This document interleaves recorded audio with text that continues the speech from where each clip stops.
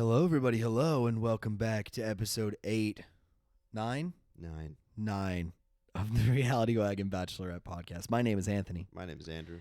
and we're going to try to go through this super fast for you guys. We're going to keep this as a nice little express episode because we're recording and it's past midnight now. And if you know anything about The Bachelorette, it films on Tuesday. And if you know anything about Anthony, he hates his job on Wednesday morning. And if you know anything about Andrew, he also has a job, but he seems to like his job a little bit more. I do enjoy my job, but I do not like waking up.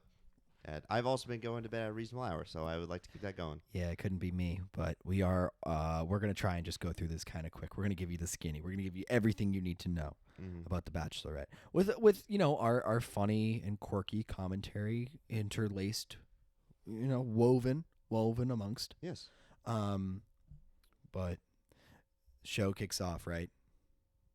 Bennett versus Noah. What's in the box? Tayshia doesn't even care. Tayshia doesn't seem to care at the very beginning. But she was just like Noah, like the last episode ended with her pointing at the box and being like, "Okay, what's in the box?" Yeah. The first episode starts, or this episode starts with her going up to Bennett and just being like, "Okay, can I talk to you outside?" Mm. She talks to him outside. He seems condescending again. Yes. She sends him home. Yeah. Well, then she talked to Noah. Oh, did she talk to Noah before she sent Bennett home? Yes. Okay. Bennett first put Bennett back in the house. Yep. Noah put them both. She sits down. She basically blue balls both of them, but sends Bennett home. Yeah. Then then walks Bennett out, comes back, and then goes, "I also can't give you this rose, Noah," which is interesting, considering I had Noah in my going home soon, and you did not. So we both are not winners. We are both not winners yet. What I will say is that we were both discussing this kind of live as we were going, because we sort of set an odds of sort of Bennett and Noah going home. Oh my God. Yeah. Going into this episode, based on last episode, we were at about 90-10, 90% Noah staying, 10% Bennett staying. Yeah. Then we get to a point where it kind of comes back down again. Yeah, it was like a 60-40 type thing. And then maybe let's say 70-30. Let's not give ourselves that much credit. It looked like Bennett was doing well, and then he just didn't. He just didn't. He just fumbled it. Tayshia's main thing with Noah was that she didn't think he was ready for marriage at the end of this. Yeah. Which is how old is he? 27? I don't know, yeah. Well, Which whatever seems weird that she would keep him around through the rose ceremony, because if that's a concern of yours, why would you keep someone around? yeah, I don't understand that. I mean,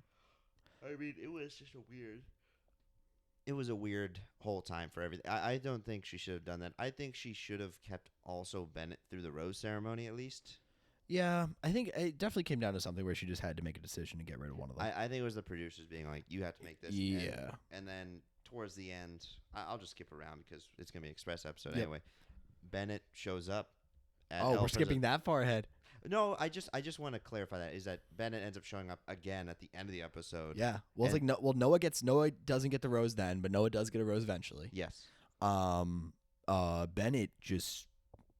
Bennett leaves, and as he's leaving, he's like, "Are you sure you want to do this?" And she's like, "Yeah, I'm going to do this." Yes. And then he's like, "I just didn't see this coming." Well, he was giving Holy off creepy cow. vibes during that, and then when he was there, and He gives me creepy vibes.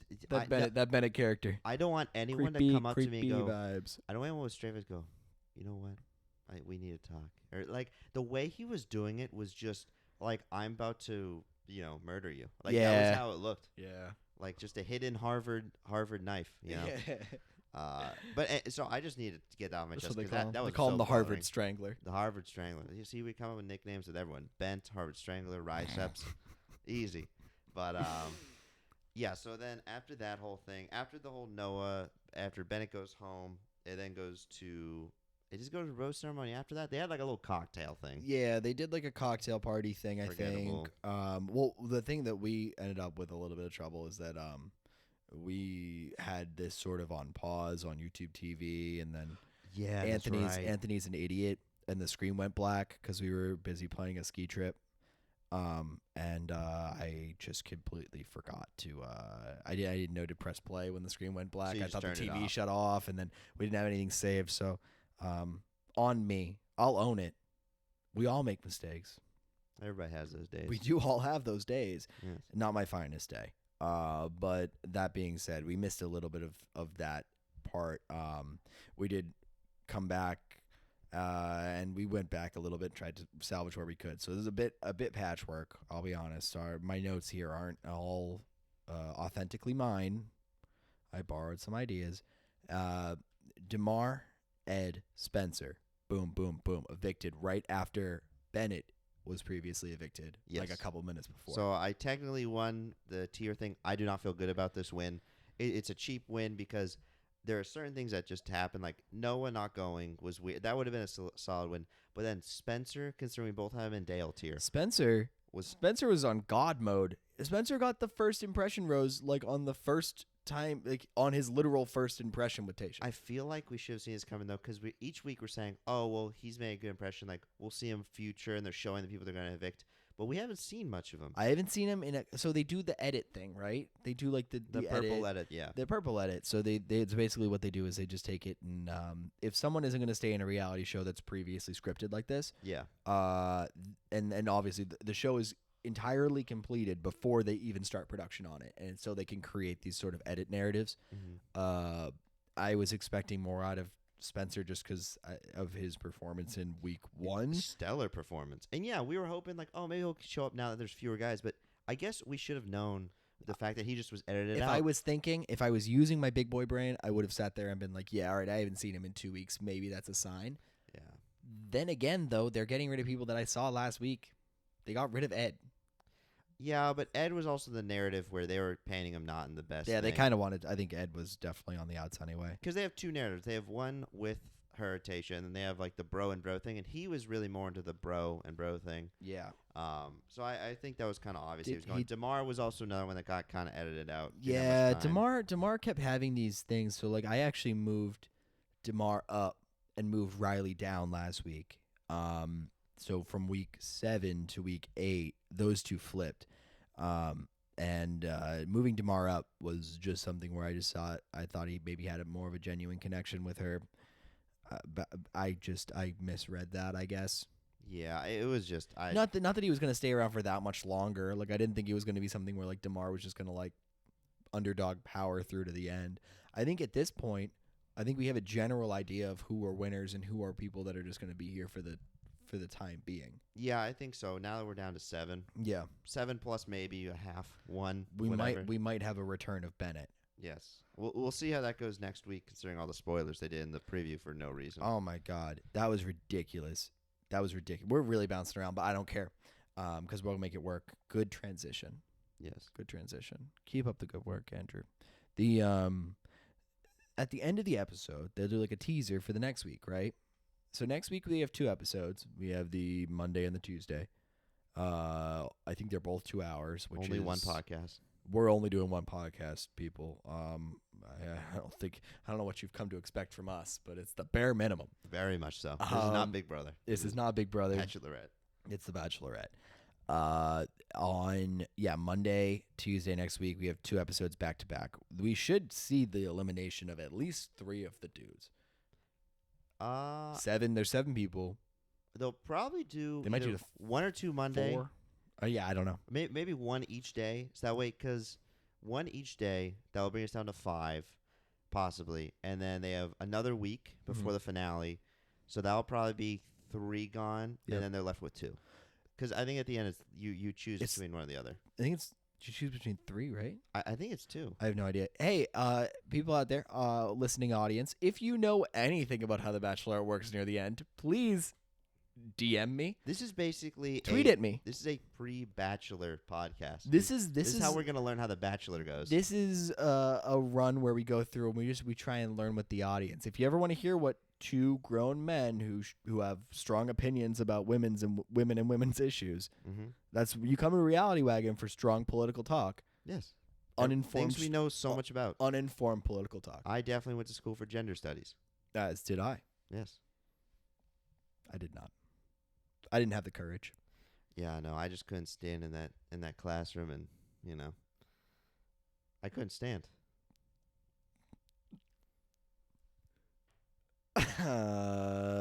Ben went on a solo date with Tayshia. Yeah, that was supposed to be like a high school boner joke, you know. I That know, was my bad. I know, I know, I know. I was gonna say it flew over your head, but I'm It sure didn't. it's at waist no, level. yeah, it hit me square in the belt. Yeah, just do the uptuck. Yeah, the uptuck is the way to go.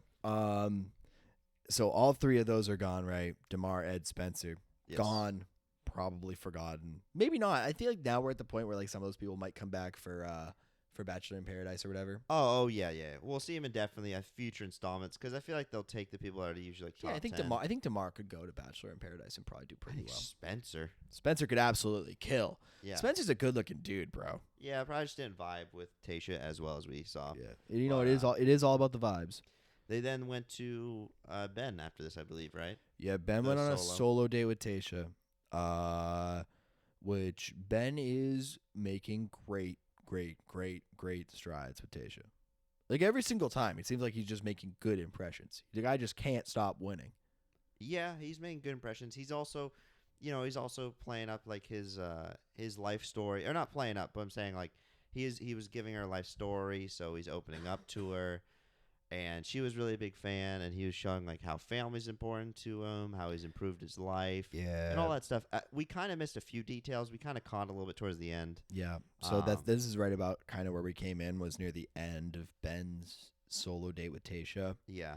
And we caught the very end bit where he was talking about he was in like a really bad place, like new city, got out of the army, couple suicide attempts. You're talking about his sister being very important. Sister like saved his life Yeah. twice, basically. Really interesting to see on TV, in a good way, in a very good way. You never, yeah, there's always like a pressure and a stress on mental health, but you never really see the people that are sort of the victims of that so much. You know what I mean? Yeah, well, it's just such a weird thing to see. I feel like in TV you don't expect that much of like real, like when you say reality TV, you're expecting like drama and stuff. But whenever you see like someone who's real problems, because it's things where like everyone has their issues, Yeah. and like suicide attempts are, I mean, probably more common than people are led to believe, like statistically even. They are. And no matter how minor or major the attempt is, like it's still an attempt. And I feel like there's just people out there who think, oh, it might just be me. But the fact you're seeing it in front of millions of people with this great looking dude who's had his problems, who's been in the military, and has like a support group, like it's good. It's good seeing that. I feel like it was good on ABC's. Yeah, it's a lot of that, and I think the biggest thing, and I am a huge proponent of mental health and As am I. yeah, it's well known. I think I really don't really associate with very many people that aren't very kind of accepting of that anyway. So it makes sense that you are the same way. It would also be weird to, I feel like, not be accepting to it. In a way, like nowadays. There is an old school thought process like and tough through school it. of thought, which is just like get over it type. Rub some dirt on it. Yeah. The best thing that you can possibly see for any sort of mental health situation, because when you're going through it, you obviously feel like it's just you, and so much of it is that just feeling of just general aloneness and no one understands. Yeah. And like obviously, I think everyone kind of goes through certain stuff. When I go through certain stuff, so much of it is seeing examples of other people that are succeeding with it Mm-hmm. that help me to understand that, yeah, other people go through it. Seeing someone like Ben, who's gone through, as he said, multiple suicide attempts, Mm-hmm. gives me perspective to go like, damn, like a dude that looks that good, that's that successful, that's on TV, that is that smart and that caring, and is like checking all of these boxes that otherwise, if I were to think about it, I might not check. Yeah. And saying that he got to a level like that, that's a serious, like, I'm not gonna listen. My editing's fallen off. I got a full-time job on top of this, so like my editing isn't really where it used to be. But if I would edit in a round of applause, it'd be right here, and it'd be for Ben, it'd be for Tayshia for being a great listener, and being very accepting of Ben no matter what he said. And I think she was in a position where she had to be, but I think she genuinely meant it when she was giving him feedback. I'm also going to give that third and final round of applause to ABC, because ABC did an excellent job of portraying this, putting it on TV in the right light, making it so it wasn't an issue of actually being so heavy. Like, It was yeah. heavy, but It it was heavy, wasn't but it it wasn't overly sad. Oh yeah, I'm sure people have experienced that before, where someone just pours out everything, and you're like, I think it's too much stimulus. Like, Yeah. it's too much. Yeah. To take in at once. That was a good amount of like. They did an excellent job, and then following it up with the suicide PSA is also a very important thing. I'll include additional resources in our YouTube link as well. I'll also put it in the podcast link, because it is really important. If you're ever feeling sort of alone out there, it's really just you're just not. Trust me, you're not. So Yeah, it's amazing to me that like anyone like. I'm sure that it won't happen like in The Bachelor, or it might a little bit, where people are like, oh, why would they put that in the TV show or something, like too depressing or something like that. It'd be weird to see it in this, because it's all drama based and all personal based. But I remember whenever Logic came out with his song and that had controversy around it, it's like, what's controversial about just saying like, hey, listen, call this number if you need help? You know, it's just. It's good on ABC to be showing, like, doing their part at least. it's super important. It's just it's destigmatizing. It's the same thing with anything. It's just as much as it sometimes comes off as like almost like shock therapy and just being like, whoa, that's way too much. It's just the longer you're exposed to something, the more you get used to it, the more you understand that it's okay. It's okay. It's just it's okay to not be okay. Yeah. And that's I think ABC did an excellent job. They were given good source material. They produced it well. They put it out well. They followed it up with a strong message, and I think they sincerely meant it. So keep up the good work. You guys are better than CBS, slightly and significantly. I like the ABC editors way better than the CBS editors. They are very enjoyable. They're really good. They do a really good job producing the show. Yes, Bachelorette is an excellently produced show. Their editing is pretty top notch. It's really good.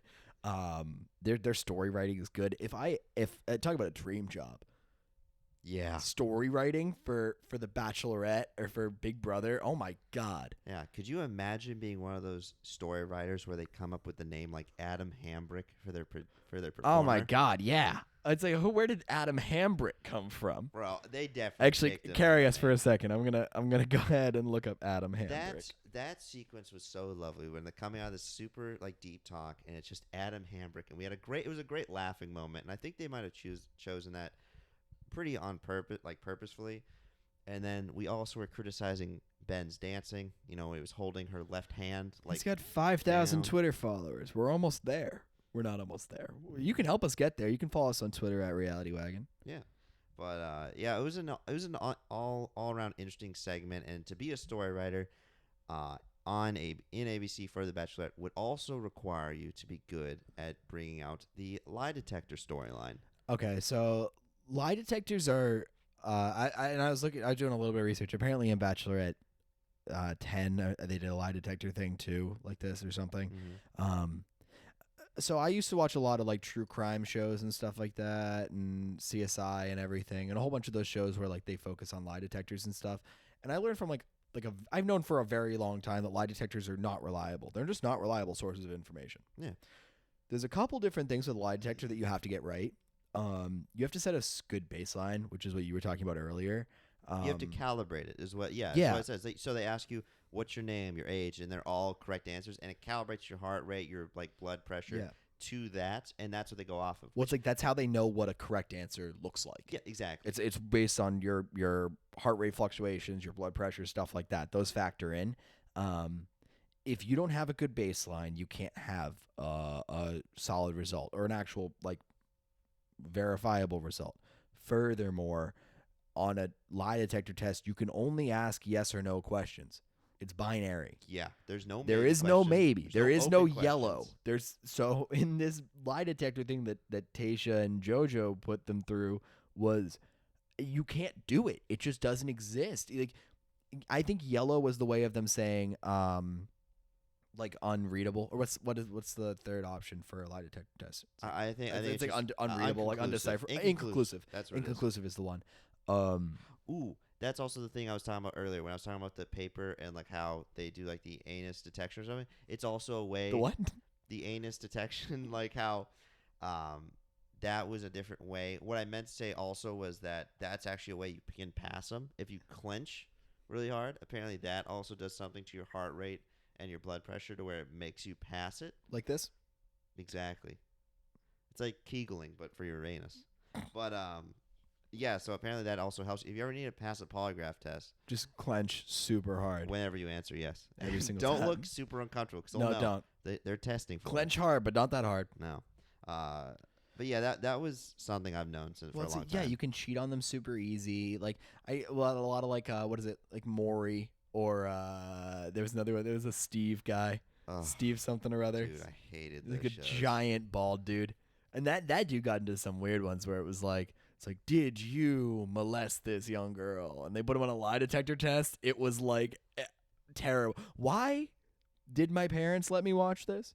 Oh, my parents would be watching, or my grandfather who lived with me would watch like the Maury show, Maury's awesome. and I love Maury. I'd be 8, and I'd be like, yeah, you you're are not the not father. the father. And I'm like, woo! I'd be up there fucking cheering for this guy, and I don't know what sex is, like nothing. Be like, you cheated on his sister. That's not right. And I'm from the South, like that's standard down here. Yeah. He cheated on his sister, and you're sitting there like, how could he? I love my sister. I love my sister. Oh my god, it was bringing back good memories. But yeah, that lie detector thing was so BS. And whenever she was talking, like people got asked the nervous question about meeting family or cheating, and you're like, what? And they got either a red light or they got a yellow light for inconclusive. So like the interesting thing, so like there was a couple of different questions that like, okay, also another thing we have to consider is that all of those questions were specifically tailored to those guys because the producers know stuff about their stories. backline. Oh, they the all have a backstory. bio. Yeah, so like obviously one of the main questions if you're like having a polygraph is you ask them their name. Because their name isn't something that they would ever lie on. It's one of those benchmark tests just to calibrate your system and make sure, like, just to figure out, like, what is a truth? What does a truth look like? Yeah. They asked Riley his name, and he said, my name is Riley, or Devin Riley Smith, or something Yeah, like I can't that. remember his last name. Yeah, whatever. And he's like, and it came up red. But before that, Riley's an attorney, so he was like, I don't really know what, like, I would advise none of my clients ever take a polygraph because they are inconclusive and I don't want them to be used as evidence and they're proven to have falsehood. Yeah. So I just thought that was him saying that and then him like being like, see, I told you, like it's wrong. It doesn't even know my name. Yeah. And then it kicks it back out and it's like, yeah, all right. Like, let me tell you a story of my dad and my Yeah. name and stuff. Yeah. so like his name, he had his dad's name. I think he was a junior. I think he was something Henderson Jr. I think that was it. Yeah. And he changed his name after he found out some stuff about his dad or something. He didn't get into it like super deep, I think. Found out some stuff about his dad and decided it would be better that he changed it. Yeah. Which is fine, respectable. Also very like touching and heartwarming because he said like it was about like respecting his mom and stuff like that. So he went back and changed his name. I wasn't expecting that to be a real lie. I thought that was just them looking at it and being like, see, these things are fake. Yeah. But the producers clearly asked him. I mean, maybe they didn't ask everyone their name. My Maybe guess not. is they didn't even calibrate these things at all because they were showing the back angle, right? So the camera angle that was sort of over JoJo and Tayshia's shoulder looking at the dude. Mm-hmm. And on the screen, if you're looking at a normal polygraph, it's hooked up and it just it's showing your heart rate on the monitor. Were they even hooked up? I don't know if they were hooked up. One, they were wearing all the stuff. Like they had like the thing across their nipples that's and right, shit. Yeah. They had the nipple guards. Nipple guards, Yeah, nipple clamps? they had the nipple tassels. Yeah. They had but they went from they were wearing all the stuff. Like they looked like they were taking a polygraph, but like on the screen was it was just like a gif of just like A heart rate just monitor. a heart rate monitor. It just kept going and I was like that's It just looked like a loop. just put up a fake video of a heart or just get a heart rate monitor. Yeah. Like It she's was she's weird. not like JoJo isn't professionally trained to read a polygraph. Like no, no, she's not. no. That's why, like, I feel with some guys, they all got green no matter what they said. And then 3 of them, like you said, Riley with his name, Brendan, with he's nervous to meet her family and have her meet his. Yep. There was a story behind that that was basic. I don't remember the whole story. He was married, divorced. Yeah, he was married. So he's like, I don't want everyone to meet everybody. I don't want you to meet everybody. I won't, or not even that. It was like, I hope this is the last time, and I don't want them to think that this is something that I would come back and do all the time. Yeah, and not that's to why he was disappoint his nervous. family and stuff. Yeah. And same thing with her family because Right. she's been married before. So Right. that's why he was nervous. That happens. Then Zach is like, I cheat on someone. That goes green. So it was all tailored questions to them. And he was like, and her name was Emmy. And I cheated on her. I French kissed someone at the Boulderama in 6th grade. And she's like, and she starts laughing it off and stuff. Yeah. Because she was over here being like, that's how my last marriage ended. Well, she's like, once a cheater, always a cheater. Blah blah blah. That was so like corny. Well done, but so corny because it was like, have you ever cheated on anyone? He's just like, I have. Yeah. And then it went green, and she's like, "How? Oh my god, I can't believe you'd cheat. And then how could you do this?" This actually brings up an Actually, you go. I was gonna say this brings up an interesting question: is that at what age or stage does it become like cheating you can't accept? Once a cheater, always a cheater. If you cheat in 6th grade, follow your own mantra. Yeah. Tayshia, listen, love you, baby. Don't change anything about yourself. But, I mean, you gotta get your mantras straight. So I'm saying once a cheater, is it once a cheater, always a cheating? Unless they're under 18, then it's fine. Or like I've cheated on tests before. It's fair. She wasn't specific. I mean, I've cheated in board games. Yeah. Cheated in Life. sports. Yeah. Cheated death once, twice. It was an interesting thing because I'm thinking like I was thinking myself at what age if I had a girlfriend, right, and she said I did cheat on someone. Cheating is something I like personally do not take lightly. I mean if someone cheated Me on me, neither. if someone cheated on me, like I don't care. Like I have such an easy time already detaching from people. Like when they screw me over, I shut down. It's not even. It's like I just don't want to like associate. Like if they lose my trust, I will never trust someone again. Yeah, it's like I don't think I've ever been cheated on, but I don't know. It's like you would never know. I don't. You could easily never know. Yeah, I don't think out of any girlfriend I've had, they've cheated on me. But I don't want to know at this point. If I'm broken up, who cares? I don't need it. But I was thinking about that because it's something I don't take lightly. So if they're like I cheat on someone, they're like I cheated on someone when I was like. So I'm like 22, about to turn 23. So if they're like, I cheated on someone who was 18, it was my first relationship, and they had like a solid reason, I'd be like, okay, like we'll see this play out. But if they were like recent or they were like in their 20s, like after college and like a cheated, I'm like, no. I'm like if it was like your first relationship and you didn't know how to handle it or they were doing something bad and you just needed an out or something like a physical out, I'm like that's fine. But there are certain things like in cheating, it's so, I don't even want to say barbaric because even that to me is light. It's like one of the worst things I feel like you can do to someone who's trying to actually like find someone to like love for the rest of life because it just screws up your trust in everyone. I don't know how anyone can really go back to the same person afterwards. That's the weirdest thing. That's weird. I've seen people do that before. I'm like, how? Like, how does that make sense? I don't know how that's forgiven. It's something where like I don't understand. A lot of it is sort of like a safety concept. Like there is a whole lot of psychological.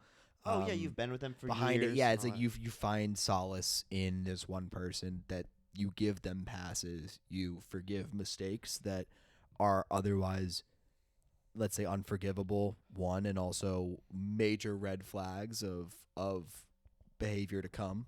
Yeah, and like. Clear signs of maybe you should get out, and like people obviously make decisions on their own and they're allowed to, and I think people have probably cheated in relationships and gotten back and it's been fine. Worked out. It was a one-time thing. This is us generalizing and speaking on from our own personal perspective of it. Yeah, no, it's people I've seen and stuff. I mean, there's also the thing of when I'm in a relationship, I basically give my trust 100% to that person, so I trust they don't cheat, and I don't expect it back. But there have been times in a relationship where I'm like, oh hey, I'm gonna hang out with like my friend I've known for years and it just so happens to be a female, you know what I mean? Like, but have you had girls prevent you from hanging out with other girls before? I've had them try and I go no. If it was like my longest relationship didn't really have that. Like she was pretty trusting and I really enjoyed, like that was one thing like I'm not someone that looks on like a relationship and only sees bad. Like she had good she had a lot of good qualities, which is why I absolutely. dated her. And that was one of like her best qualities was wasn't a jealous person, but then I dated someone who was jealous, and I was like, I had no even interest in that person until you said it, and I'm like, I might go after it now. You know what I mean? And like, and there's like multiple girlfriends that have been jealous and have tried to prevent me, and it's such a huge turnoff. I'm just like, you've met this person, we've had dinner with this person. Yeah. I have no. It's almost like once I'm in a relationship, I have no sexual interest in like anyone else because Yeah. I just feel like cheating is like the worst thing to me. It's also I think I've kind of set my own expectations that I'm not a jealous person really. Yeah, no, And like I'm I'm not jealous also of not friends I'm or not like relationships. I'm not supremely territorial either. So like I just understand like any girl that I'm dating or seeing has dated or seen other dudes before. Yeah, So I think that's the one thing that a lot of people have to get out of their own head, male or female or that's the whatever, weirdest thing to me. is just like you do understand that I'm a 23-year-old dude and there were other girls before you, right? Yeah, that's the And that's like as soon as I was able to get over that myself, because like obviously like that's a when you're like first whatever dating or whatever or just like seeing people like that's maybe like a weird thing to get through. I think with maybe like my first girlfriend, I was probably like I still was still fighting that neuroses a little bit. yeah. But once you get through that on your end, you have to have that same expectation from other people. Oh yeah, I mean, there's been times where I've been talking to like a guy, and I was really good friends with a girl I've known for years since like freshman year of high school, and she was fucking like a guy that I knew or I didn't know well, but I had like seen in like the hallways of like classes and stuff. I went Yep. to my old college, and I remember there was one time I was at a party and I was talking to her and stuff, and he was kind of flexing that he was sleeping with her, and I'm like, good for you, like good for like he was almost territorial, but I knew that they were friends with benefits, and I didn't want to sleep with her, and I didn't really care for him, and he was like, and he was almost like trying to show off that he was having sex with her and I wasn't. I'm like, do you think you're the only one she's ever had sex with? Is she the only one you've ever had sex with? Like he was almost giving off that vibe where he's like, I'm like, dude, she's had sex with I know like 10 other people that she's had like it doesn't matter. I hope You're allowed to be happy that it's you right now. yeah, but here's the thing is like I'm like I hope that you've had sex with other people so that way you don't act this way anymore. It's really gross. Did you do this to every single girl that you've ever had sex with? Yeah, you try and You just intimidate like plant everyone. your flag every single time. It's like, bro, you're not even dating. And even if you were, I'd be respectful. I'm like, what the fuck are you doing? Like, it's just such a weird concept for some people to get over. I've had girls do it a different way. Where actually, you were there for one of them. One girl started talking to me, and I was sort of with another girl there. I And remember that. the girl that I was, Remember that fondly. the girl that I came with, it was a great night. The girl that I came with just like grabbed me, like, and just started like aggressively making out in It- front of the other girl to make her go away. I think I mean, it's just territorial, she was very territorial. which is just weird for people that aren't dating. Right. I mean, yeah. I mean, yeah. Hey, here's the thing is, though, if I'm still going to have sex that night with that person, I don't mind as much. No, But the thing is, if I'm not dating you, it just feels weird.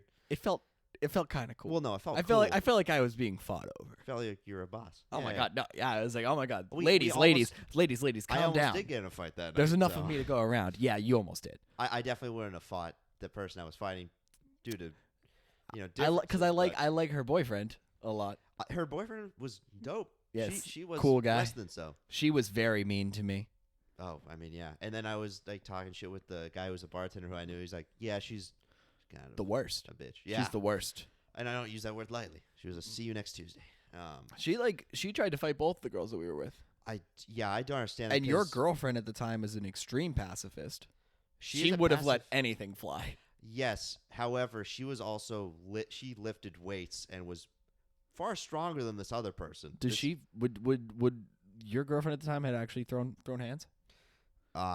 She doesn't strike for me as the she might have. In all honesty, like I don't It's know. like, go, just Like, stick her do on her. it. Yeah, I can't say what I was gonna say, but yeah, no. yeah, no, but Avoid names, anything no, incriminating. not names, but just specific acts. But no, it was at that time. Yeah, I mean, that's the one thing. Like territory. Like I just don't get.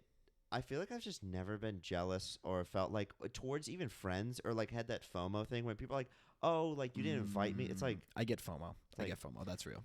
I mean, but would you get FOMO if like I hung out with like our mutual friend we were talking to tonight about the ski trip thing. Not if I went there, obviously on a ski trip, and I didn't invite you, because I've talked to you about before, where Yeah. we're all mutual friends. I didn't invite you on things like that, but I was like, Right. oh hey, you want to see a movie? You know what I mean? Like, would you be missing out on like that movie? Yes and no. The weird thing about our friend group and how everything is all together is that everything is so interwoven. Yeah, I mean, yeah, that's Everyone fair. is friends of friends. Mhm. We didn't all meet in one organic place. So like No.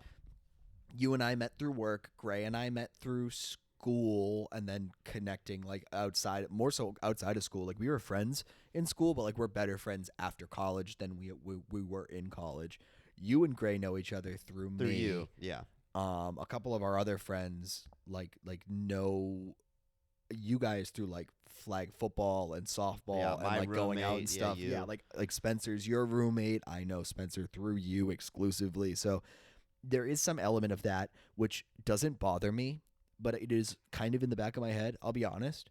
Is that like Fair enough. where if you and Gray did something specifically separate or something like that, not like avoiding me or like exempting me from a plan, but if you two made a plan and I would have been around or something like that, I'd be a little upset because I get that. because then I would run through my brain and be like, all right, I should have never introduced you to. No, I get that because I feel like there's, 2 years ago I should have never introduced you to. I don't think there's ever really been a plan. I mean, like when we did the Lord of the Rings thing, I'm like, I don't imagine Anthony would like this. Oh no, at all. I'm very glad you didn't invite me to that. That sounds like misery. Oh, it was a lot of fun in the moment, and then I'm like, this is a long. No, it sounds like it was sounds 13 hours. sounds like misery. Glad I wasn't. That was not on the See, agenda. but one of those, it was like, I guess I knew you would hate it. Yeah, no, And I think Gray also. That's why he invited me. Yeah. 'Cause I'm like, no, that didn't make me feel bad at all. Trust me. but like I feel like if there was something where I even felt neutral towards, like, oh, he might or might not, I'd just rather put it on you to decline it or accept it. You know what I mean? Yeah. No, I mean it's more of an invite.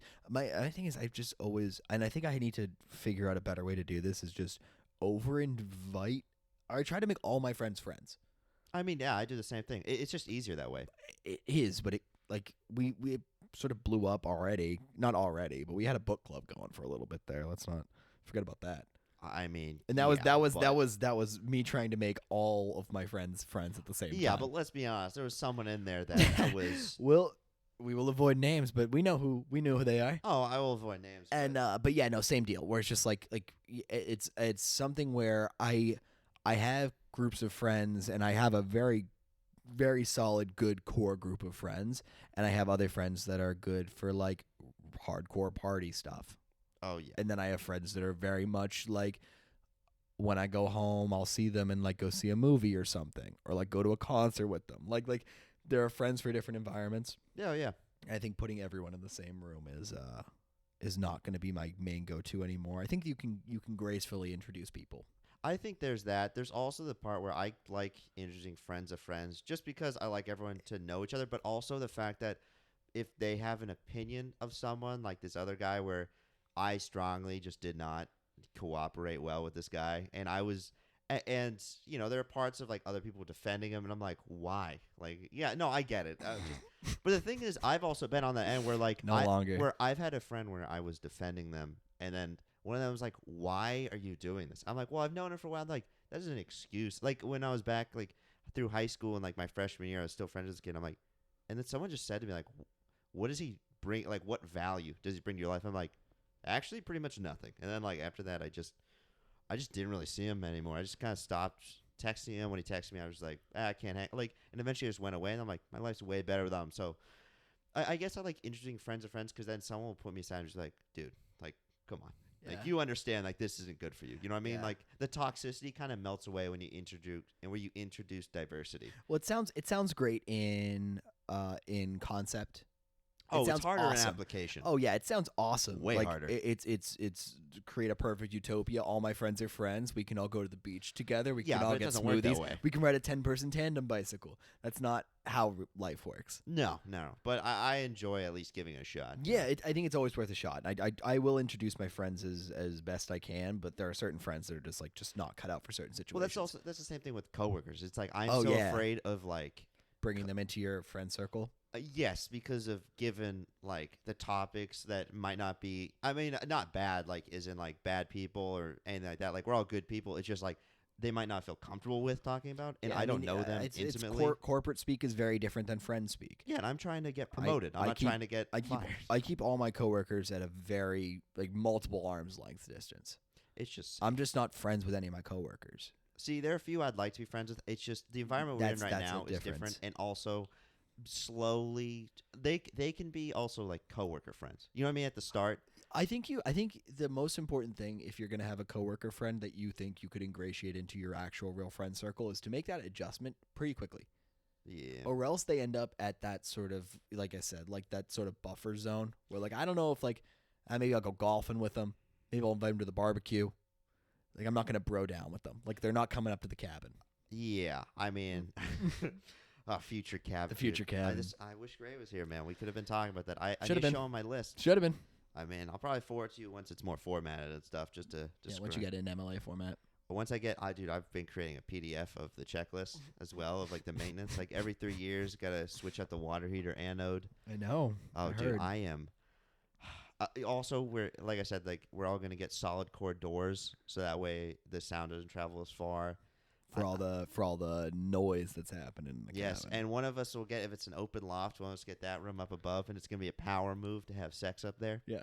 Yeah. So everyone can hear it. Everyone can hear. From the top of the mountain. Yeah, exactly. You're like From the treetops. Hey, can you throw me a beer from down there? Right. I'm really thirsty after all this fuck. Oh wait, what am I talking about? We're just gonna have a mini fridge of beer up in the fuck room. Yeah. Stop calling it the fuck. That's No. It's like Spencer No. calling it the fuck cabin. No, he said fuck cabin. I said fuck room. That's It's different. the same concept. Sorry, fuck loft. We will treat women with respect in this cabin. Whoa, hold on. Men are also having sex up there, Hell yeah. but I mean, with women or whatever their preferred choice is. You know, Sure. You know, if someone's visiting, That's what the guest bed's for. that is what the guest sex loft is for. That way we know. Bachelorette is a show that we stopped talking about 15 minutes ago. I mean, dude, Bennett is coming back. yeah, it's in the previews, and we still don't know if he's officially coming back. Probably. He came back and he was just Said he waiting loved her. outside and he was just like, Tayshia, I love you so much, and if there is an ounce of you that you could give to this sweet little Harvard boy. We forgot the most important part. What? Do you remember it from the interaction? Maybe. When he tried to kiss her. Oh, buddy. Oh my God. I was out on that. I was rolled up into a ball. You were sitting in the chair over I was there. out like a You rolled light. over to the desk Yeah. just to go ahead and consume yourself in your work, which would have taken your mind off of Yeah. fucking that. He went in and they hugged or whatever. Or he leaned in, kissed her on the cheek, which is sort of his whatever. Cute thing. Fine thing. They get up and she's like, you can hug me. And he hugged her. And then he was staring at her and went sort of half lean. And she was like, nope. And went hard left cheek. And then he went in on the cheek and he's like, that's what I wanted anyway. And that's no, that's not what you wanted anyway. You want a wife. Oh, yeah. You don't want a kiss on the cheek. Yeah, after you say I love you. Oh and my you go God. for a kiss, it's not just I went for a cheek love you kiss. You Also, know? I love you now is what got easy eliminated last week. Yeah, I don't. But yeah, also, but he wasn't super wealthy, you know. He wasn't super wealthy. Also, Bennett didn't say I love you until after he was eliminated. And when he was eliminated, I think it's really your only saving grace when you come back. It was also a weird elimination. To be fair, it was like a weird. It was a really weird. It was definitely an ultimatum. Yeah. And I don't know if that was really a smart move, but it's what the producers wanted. It made for great TV. That Bennett versus Noah was a title fight. We loved that. That's why they're probably bringing him back. I And know. Yosef. Yeah. So here's the thing, right? The producers kind of spoiled that Bennett's coming back next week. We're going to include him in our Gone and Probably Forgotten this week because he's not officially Just in back case, yet. yeah. He's not officially back. So No, so he can come back as a presenter. We're going to follow the rules and the rules that we have set forward because we are the determinators of these rules. Yeah. Determinants. I think determinators, but it just sounds short. We're the legislators. Yeah, I we like are that. we are the Bachelorette legislators. We are Bachelorette Congress. We make these rules. But you can feel free to lobby for switches of rules. Please, yeah, lobby. Tweet at me. That's the best way to I was lobby. gonna say more like donate, but all right, Donate to give us- what? I don't know, lobbying funds To my for switching OnlyFans? views. We also might for The Bachelor. It's a Should I say like the possible thing we're gonna do for the Bachelor coming up as well? Go for it. If it's something that I don't want you to say, I'll just bleep it out. Oh, the tier contest type thing. We don't know what the rewards would be, but it would be nice to have like Can the tier. Can you elaborate on that? Where every year we do like or every week we do like the golf. After every rose ceremony, we do like the golf thing where it's like 0, 1, 2, 3, and if whoever gets like the most or the best or the most accurate tier list, will give some reward. We don't know what yet, but no, 100%, 100%. That's a good idea. Yeah, it's basically golf rules. So lowest score wins. If everyone that you put in a certain tier like goes home. Yeah, they would go. We're gonna work on the whole. We got to workshop the rules, and we also have to figure out the amount of tiers, and also if they like how we had Spencer, where if we had him in like Dale and they get eliminated, you get minus or you get it would be like plus three. Yeah. We'll work on the whole format thing, but I think that would be a really fun way to get everyone involved. Just a cool way to see, I guess, how everyone else interprets the same show that we interpret. Yeah, no, I agree. So it's basically like creating your own tiers and playing along at home because we're going to be doing the same thing. They spoiled that Bennett's coming back pretty much. He showed up I saw him in a couple different outfits, and that's enough for me to know that he stays for at least 2 days. Which he wouldn't stay for at least 2 days if Tayshia gets rid of him tomorrow. Or not tomorrow, but next episode. Yeah. When the night passes and the new morning starts.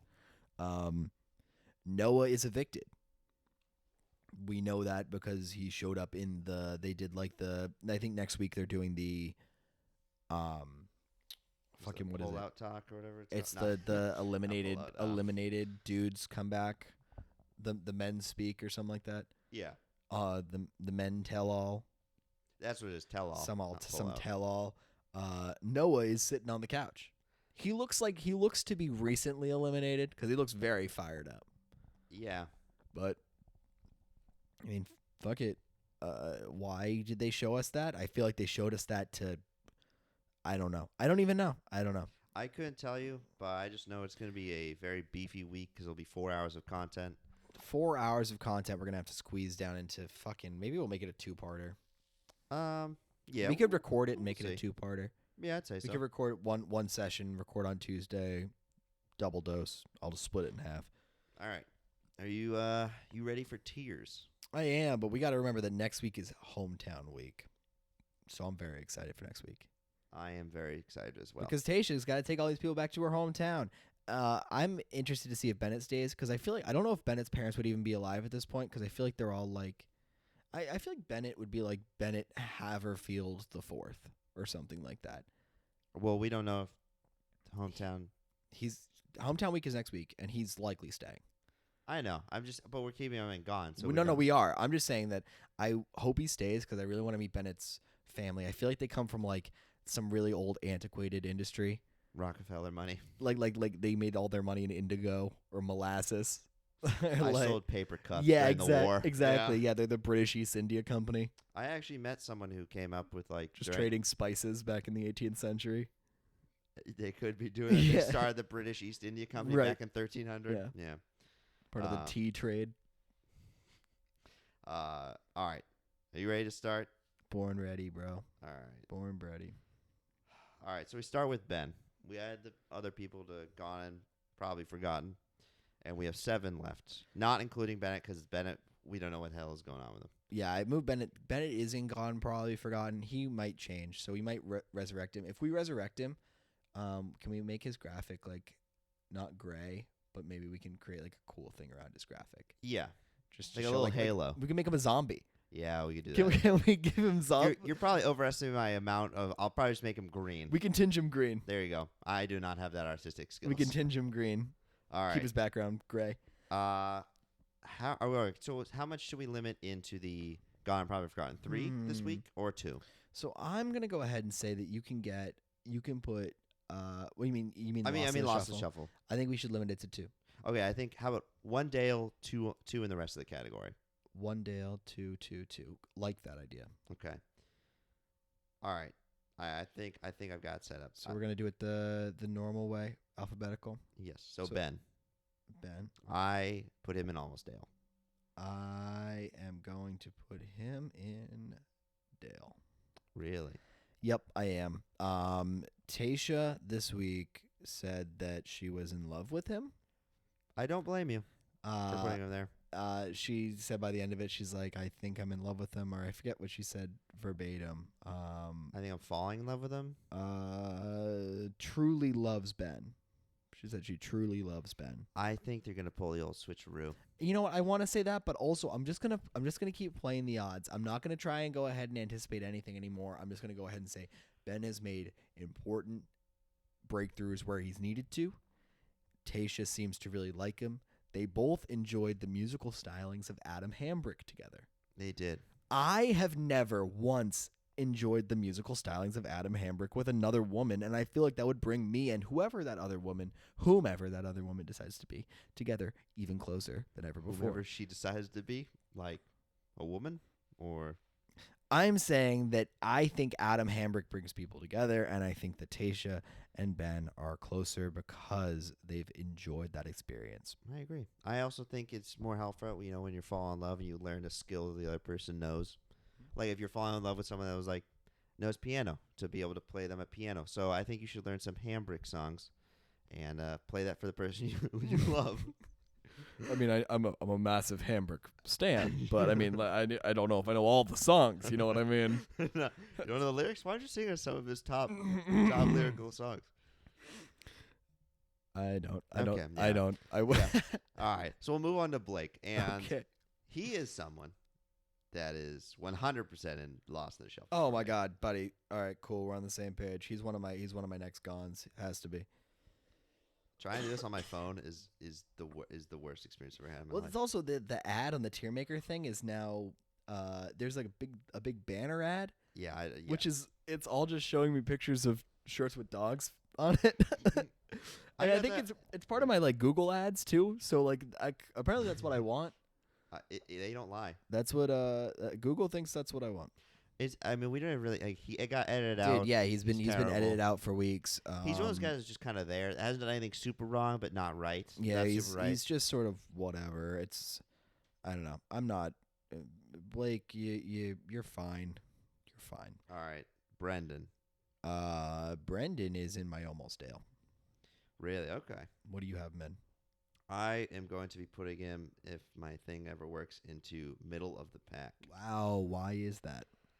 I feel like, man, it's so hard to say, but there's someone else in here that I feel deserves. There are two people in here that deserve almost Dale and Dale. That's a fine excuse.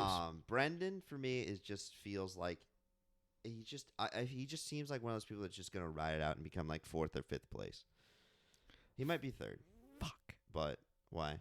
No, because I'm doing the same fucking thing. But you put Brendan in almost Dale. I know, and now I'm like kind of regretting it because I just realized the limitations that we set. I'm gonna stick it out. I'm gonna rationalize.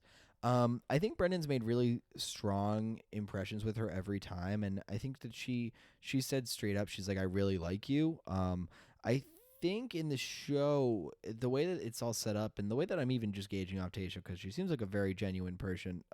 My future ex-wife seems like a very genuine person. Yes, I agree. And she seems to actually genuinely be falling in love with a few of these dudes, like multiple. Oh yeah, that happens. I mean, you're kind of thrust upon all these super serious relationships at once. I mean, it's all the pressure is for you to get married at the end. Yeah, I don't know how these people in like polyamorous relationships do it. That are like the one-way ones, not even the one where like, oh, we're a triangle of love, and we all love each other. That's fine. That's more understandable. But the ones that are like, we're a love polygon. Yeah, exactly. Or like where it's just like a one dude and 6 like women, or vice versa. It's like, you're talking about Nirvana. Yeah. Oh, I mean, it's like also like a Futurama episode where like they had Fry was in. Yeah, that happens. Fry was in like one of the big like 4-part specials of Futurama. He was in like a 6-person thing dating one woman, and I'm like, I don't know. That's just so like that's kind of what. Why, this you're is. not a jealous person? I'm not a jealous person, but I don't like sharing. That sounds pretty territorial to me. No. There's a difference between being jealous and then having to hit it after someone else just got out. You know what I mean? Like, it's not It's not what I'm about. You know, Sounds kind of if she's gonna peg sexist anyone, to me. she's gonna peg anyone. It's only gonna be me. Yeah. You know what I mean? And if I'm gonna fall in love, definitely won't be with someone like that. Yeah. Listen, You want to just fall in love, looking back over your shoulder, deep into her eyes, deep into as she's to deep her eyes. inside it, as she's deep into you. I mean, yeah, that's if one of us isn't blindfolded, you know. Just playing pin the tail on the Andrew. No, I like it. Um, The less accurate, the better. Yeah. All right. All right. So the next one is gonna be interesting, I think, for both of us, because I think this could go one of two ways. Mine's out of alphabetical order, so you're gonna have to. No. Okay. Yeah. Or sorry. Ivan. My bad. 'Cause Fuck Ivan, me, I know bro. where I'm putting him. Fuck me, bro. Right. I'm gonna put him in the middle of the pack. He's an almost Dale for me. I'm putting him in the middle of the pack, and that's mostly because I think if I could put 3 people in almost Dale, I'd put Brendan, Ivan, and someone to be named in a minute. Yeah. One of the final 2, one of the final 3 to be named in a minute. But where do you have Ivan? You said almost Dale. Almost Dale. Still, I think one of the sweetest guys on here. Agreed. He's doing a good job. Hasn't done anything wrong. I don't think he's gonna win, but I feel like he'll definitely make either top 2 or top 3 in the selection. Yeah, I think he's a good dude. I think he wasn't really in the episode today, from what I saw, and we had No. like I said, a bit of a glitch, so like we might have missed some stuff, but I didn't really see him that much. And I think maybe I think Brendan made more of a stride. I think Ben made definitely more of an impression. So I had Ivan in I had him in Dale tier last week. Mm-hmm. Oh my God. Last week I had Brendan, Ivan, and Spencer in Dale tier.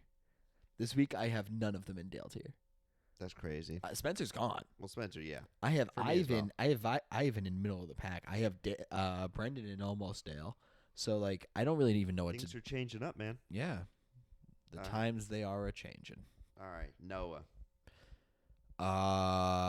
Where do I put Noah? He is for me middle of the pack. I'm putting him in middle of the pack as well. I don't think he's going next week. I think the producers probably don't want him, and I think Tayshia wants to see how this whole Bennett Noah dynamic plays out again. Yeah. I mean, how fucking crushing would it be if she brought Bennett back and then kicked out Noah the same week? Oh my God. Can I just say that would be the ultimate win for me? It's not the same week, but it would be a. Do you still get those points? I don't think technically I want those points, but it'll just be satisfying. It would just You know just what I be mean? Like, I Like- was right the whole time. Tayshia was wrong. Yes. Yeah. That's the only- Tasha's judgment was off. Your future ex-wife. Are you going to be the one to tell Tasha's Am I judgment off? questioning her integrity? If you question my future wife's integrity, I think we might have to end this right now. I think I am because I can't see her being right about this. Hold Hey, on. she hasn't been proven wrong, so I could be wrong. I'll kill you, you son of a bitch. See in red. Have you been boxing since 8? What a nice reference that no No one one gets will get. but us. It's speaking about inside jokes that no one understands. Yeah, you know what's too. really awesome for a podcast? Jokes that only the hosts know and literally no one else does. Yeah, but the thing is, I'm gonna throw this in here because it's 57 minutes into a podcast, and Somehow we squeaked out 57 minutes. It's 104. we and went to a long. Anthony has work tomorrow. Yeah, me too. Okay, Riley. Riley is in Lost in the Shuffle. Clearly. Yeah. He made actually really good impression, I think, with his story about his changing his name and stuff like that. And I think Riley and her, like, genuinely, I think they have a decent connection. And he's shown the ability to have like a soft side with also being like obviously a very smart guy, well put together, good job, good life. Seems to care. He definitely wants a family too. So my thing is that I just don't know, and this is really only based, and that's what you have to understand if you watch The Bachelorette and listen to our podcast and our analysis, is that our analysis is strictly based off what we see in the show. So when we were watching and when we came from doing Big Brother, when we did Big Brother, there was so much more than just what was shown in the produced content. Oh yeah. Like so much more that much more. it influenced the way that we thought and influenced what we had to actually say on the podcast because we tried to do it basically spoiler free. Yeah. So like we would just react to the last episode even if we knew like the way that those episodes were edited was like so far in the future. Yeah. So like, and this is something where we're all spoon-fed the exact same content, and then we're forced to all interpret it a certain way. Yeah. It's kind of beautiful in a way. No, I agree. I think it's a great way for. I love the format, and I don't have to keep up with it as much as what's going on. I love that I don't really even have to think about it for like 5 days a week. After I'm done editing the podcast, I just shut my brain off. Yeah. It feels awesome after coming off of the fucking Big Brother thing where I thought about it. I was watching constantly. I was watching recaps like every morning. I was watching live stream recaps, which like honestly like they came from Taron. Taron Armstrong is a Big Brother legend. Like he was never on the show, but like just a commentator legend. Like the dude is an excellent speaker about it. Someone that it's almost like in a way like probably subconsciously and maybe even like sort of on the surface has influenced my ability to sort of speak and present on things. I definitely adopted some of his mannerisms, but like I didn't need that. I didn't need to spend an hour every morning listening to Taron Armstrong's daily recaps. No, but you did anyway. I did because I'm committed to the game. We're committed to the game. Committed to the game. Riley's same place for me. Lost and Shuffle. Basically everything you said. Couldn't agree more. So that's why I'll be going to the last guy, Zach, who's left, our seventh man, and he is going to Where for You. Almost do. And he's in Dale for me. Wow. I need you to listen. You give your reasons, and some of my reasons will be your reasons, but putting him in Dale is a commitment. It's not even much of like the detail, just the way he's been edited in the show and how well he's been getting along with Tayshia.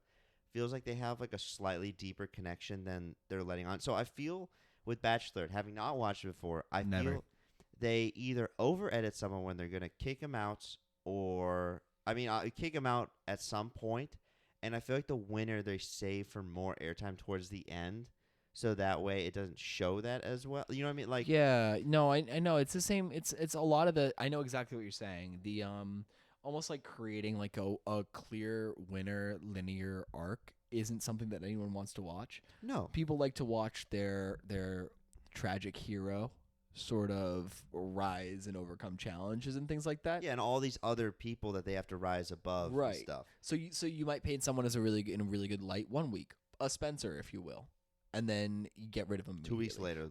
Paint Bennett in a really good light, and then make it like, oh my god, how is someone like a Zach or a Ben going to overcome a Bennett who's such a strong personality? And then boom, Bennett's gone. Like stuff like that. So that's what I'm seeing. I agree. I'm seeing he's been semi-edited, which leads me to believe that he's sticking around. Same thing with Ivan, where like they're sticking around for I think the top 4 or 3. My thing is, I just think I know exactly what you're saying, and I agree with Zach. I think Ivan, I don't know, but I don't care about. But Zach is just a feeling more. Yeah, just based on how we're seeing him, and he hasn't been portrayed with drama that much. Yep. And I think the thing Bachelor is they don't want to portray the winner in a bad light, because Tayshia has to go back and watch this probably and be with her family. So I think the winner typically will show that they don't have as much drama behind them, possibly. Do you know what I mean? Just I do. Just for the sake of them, for their relationship. And that's a very I like that philosophy, because there's so the last Bachelorette was Hannah, I think. I might be skipping one. I don't think I am. Yeah, it was Hannah. And Hannah was a cute Southern girl from Alabama. She was kind of cool. I liked Hannah. She picked this dude named Jed. Jed was a failed musician. And he like didn't even want to be with her really, and he was, after the show, reported like he would just tell people like, I won the show, instead of like, I found a wife. Yeah, it was like if you don't win the Bachelorette, no, you don't. That's not how you'd ever present it. No.